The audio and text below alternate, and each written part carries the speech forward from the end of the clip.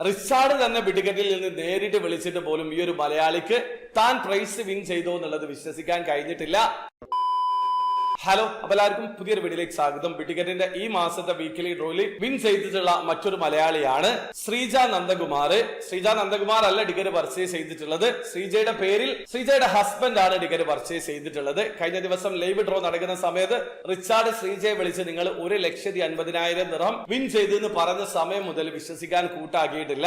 ഇതൊരു പ്രാങ്ക് കോളാണ്, അതല്ലെങ്കിൽ സ്കാം ആണെന്നുള്ള രീതിയിൽ തന്നെയാണ് ശ്രീജ സംസാരിക്കുന്നത്. അപ്പൊ റിച്ചാർഡ്, നിങ്ങൾ യൂട്യൂബിലേക്ക് പോയി ലൈവ് ഡ്രോ കണ്ടാൽ നിങ്ങളുടെ പേര് അവിടെ കാണാൻ പറ്റും, ഞാൻ നിങ്ങൾക്ക് കൈ കാണിക്കുന്നത് കാണാൻ പറ്റും എന്ന് പറഞ്ഞിട്ട് പോലും കൃത്യമായിട്ട് ലൈവിലേക്ക് എത്താൻ ശ്രീജയ്ക്ക് കഴിഞ്ഞിട്ടില്ല. ആ ഒരു സമയത്ത് തന്റെ ഹസ്ബൻഡിനെ വിളിച്ച് മലയാളത്തിൽ ശ്രീജ സംസാരിക്കുന്നുണ്ട്. റിച്ചാർഡ് വിളിക്കുന്നുണ്ട്, വിൻ ചെയ്തു എന്ന് പറയുന്നുണ്ട്.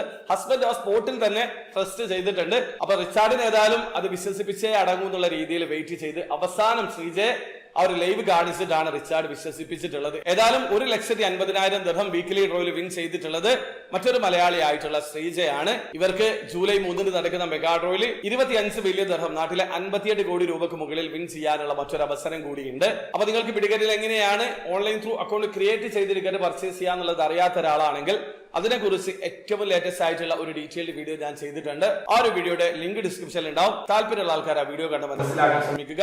അപ്പോൾ ഇഷ്ടപ്പെട്ടെങ്കിൽ ലൈക്ക് ചെയ്യുക, ചാനൽ സബ്സ്ക്രൈബ് ചെയ്യാതാണ് സബ്സ്ക്രൈബ് ചെയ്യാൻ നിങ്ങളെ സപ്പോർട്ട് ചെയ്യാൻ അറിയിക്കുക. അടുത്ത വീഡിയോ വരെ ബൈ.